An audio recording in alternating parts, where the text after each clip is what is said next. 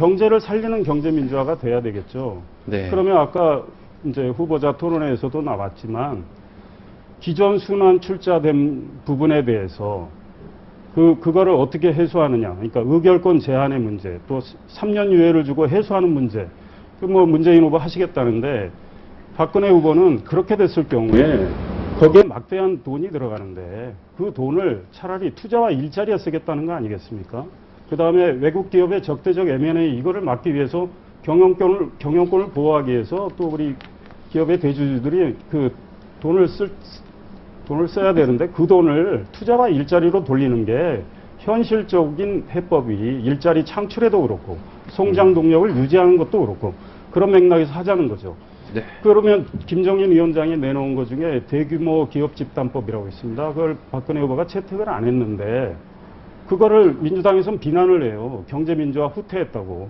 근데 민주당 경제민주화 대책에는 그런 법이 없더라고요. 그러면 그걸 하겠다고 얘기를 하시든지 비판만 하지 말고 좀 제대로 된 정책을 내놓는 게 어떨까. 네. 저는 오늘 박근혜 후보께서 토론에서 이제 말씀하신 여러 가지 이제 발언에 관해서 네. 그 부분에 관해서 말씀을 드리는 겁니다. 네. 오늘 박근혜 후보께서 경제 민주화에 관해서 그런 말씀을 하셨어요. 순환 출자 이제 이 금지 이 부분에 네. 관해서 만약에 이제 재벌들이 이렇게 계열사를 이렇게 분리하게 하고 그것을 이렇게 팔게 하고 이렇게 하면은 재벌이 위축이 돼서 투자가 위축이 되고 그래서 일자리가 감축이 되지 않겠냐.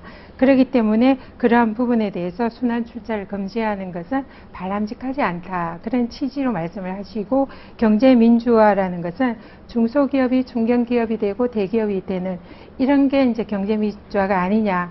이런 이제 취지의 말씀을 하셨습니다. 그 부분이 물론 이제 중소기업이 대기업으로 이렇게 성장할 수 있게 하는 것 그것은 좋은 정책이다 생각합니다. 그런데 오히려 박근혜 후보께서 말씀하신 대로 재벌들의 순환 출자를 이걸 이제 허용을 해서 이 만약에 이제 그렇게 계열사를 분리를 해서 돈을 이제 투자가 위축이 된다면은 이렇게 이제 일자리가 감축이 된다. 이 논리는 전혀 상반된 논리가 아닌가 싶어요. 그러니까 재벌들이 계열사를 분리해서 거기서 이제 오히려 재벌이 투자를 할 돈을 확보를 하게 됩니다. 그러면은 새로운 투자처를 찾아서 새로운 투자를 하게 되면 오히려 일자리가 창출이 되고 또 무엇보다도 가장 큰 핵심은 이런 재벌들이 이 몸집 불리기를 하고 또 지금 그 자녀들 통해서 제빵점이나 커피숍이나 이렇게 계속 자기네들만 그들만 잘 사는 이런 이제 그 경제 구조가 아니라 중소기업들이나 소상공인들도 함께 공정하게 잘 살 수 있는 이른바 이런 낙수 효과까지 네. 누릴 수 있는 여기까지. 그런 예. 경제 구조를 하자는 것이 예. 진정한 네. 경제 그게 바로 똑같은 민주화거든요. 겁니다. 근데 그러니까 그런 부분에 관해서 재벌의 경제력 박근혜 집중을 막겠다는 거. 후보께서는 좀 상반된 그러니까 그런 재벌의 말씀을 경제력 집중을 하셨다는 막고 거죠. 재벌의 편법 상속을 막고 골목 상권 침해하는 거 막고 그거 다 똑같아요. 네, 근데 그건 지금 민주당은 똑같습니다. 네, 그 골목 부분에 상권 일치합니다. 침해 문재인 막고 후보 저 범법행위 엄벌하고 대기업 개혁하고 맞습니다. 재벌 개혁. 그러니까 네. 이정희 후보하고 얘기할 때 재벌 해체, 재벌 개혁을 놓고 얘기하셨는데 문재인 후보 얘기하셨잖아요. 재벌의 순기능은 살려야 되는 거 아니냐. 네. 바로 저희가 말하는 게 그 얘기입니다. 근데 거기서 방법론의 차이가 있는 거죠.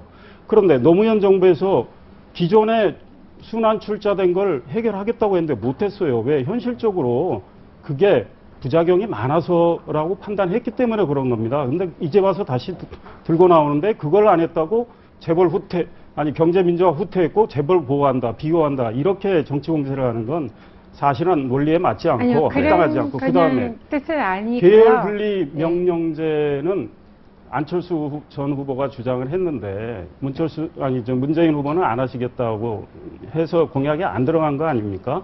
그러니까 계열 분리도 함부로 명령하는 건 아니거든요. 그러니까 문재인 후보가 그런 면에서는 또 재벌의 순기능을 살리려는 측면에서 그런 얘기를 하신 거라고 저는 해석을 해요. 네.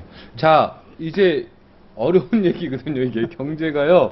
시청자 여러분도 이미 벌써 막 채널 돌아가는 소리가 막 들렸어요. 좀 막 어려워요, 이게. 자, 좀 쉬운 거 얘기할게요. 박근혜 후보에게 내가 대변인이면 좀 아쉬운 면이 있었다.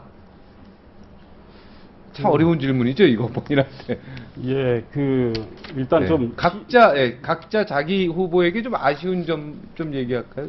조금 시선 처리가 저는 네. 좀 아쉬웠습니다. 제가 뭐 이렇게 PB 전문가도 아니지만 네. 우리 후보가 이렇게 좀 네. 시선 이렇게 그렇죠. 우리가 토론할 때 뭐 상대를 좀 이렇게 네. 보면서 해도 되고 또 뭐 카메라를 응시하면서 우리 시청자를 네. 응시하는 것도 좋고 약간 저는 개인적으로 시선 처리 네, 이제 그리고 또 하나 아쉬웠던 건 이제 소위 말해서 4대 중증 질환에 대해서 이제 건강보험 커버리지 얘기할 때 네. 문재인 후보 질문에 이제 답변이 저는 개인적으로 약간은 좀 미흡했다고 생각을 했는데 그 네. 대목에서 마지막 간질한 얘기 마무리 나온 거죠, 간질한. 네, 마무리 발언할 때 네.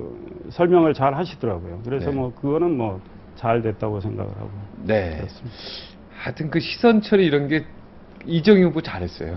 그죠? 이정희 후보 그거 잘했어요. 네, 예, 네. 맞죠? 네, 이정희 후보가 정중앙에 위치해가지고 네. 시선 처리가 좀 유리한 음. 위치에 있었던 것 같습니다. 리액션도 잘했고, 네, 제가 볼 우리 때는. 문재인 후보께서도 이제 아쉬운 점 얘기해 주세요. 예. 좀 항상 토론하실 때 경청하는 모습을 많이 이렇게 네.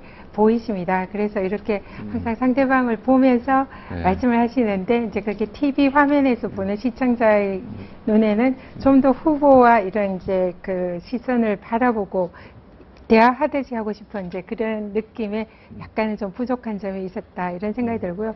오늘 제가 가장 아쉬웠던 것은 네. 문재인 후보께서 이 복지 이제 재원을 어떻게 충당할 것인가 이런 질문을 사회자가 했었어요. 네. 근데 그 부분에 관해서 사실 국민들이 가장 궁금해하는 부분이고 또 이제 사실 꼭 제대로 말씀하셔야 하는 부분이었는데 네. 긴장하셨던지 그 부분을 좀 약간 빠뜨린 것 같습니다. 근데 네. 다른 토론회에 가서는 우리 문재인 후보께서 그 재정 조달 문제에 관해서 굉장히 정확하게 아주 상세한 그런 이제 구체적인 항목까지 제시하면서 네. 말씀을 하시거든요. 네. 그래서 오늘 토론에서 이제 이 복지 재정 재원 조달을 예를 들면 그 4대강 사업과 같은 그런 22조나 되는 그런 사업을 이렇게 사람을 위한 투자, 복지 재원에 우선 투자하고 그리고 또 소모성 그런 이제 과시성 이런 예산을 절감하고 그리고 또 조세를 합리화하고 네. 그리고 또 이제 네. 건강보험의 알겠습니다. 경우에는 네. 그 재원 조달을 네. 법정 재원 조달을 이렇게 또 그걸 법을 지키고 이런 식으로 해서 국민들에게 추가적인 부담 없이도 어느 정도 충분히 복지 네. 재원 조달이 지금, 가능하다 네. 이런 말씀을 이번 하실 2차 수 있을 토론회도요. 것 같아요. 네. 트위터나 물론 젊은 사람들이 트위터 많이 하지만 아까 정치평론가에서도 50%가 이정희 후보가 또 1등이래요. 어떻습니까? 문재인 후보가 그리고 박근혜 후보가 또 두 명이 또 1등이래. 문재인 후보는 2등으로는 다 2등으로 말하는데 이거 어떻게 합니까?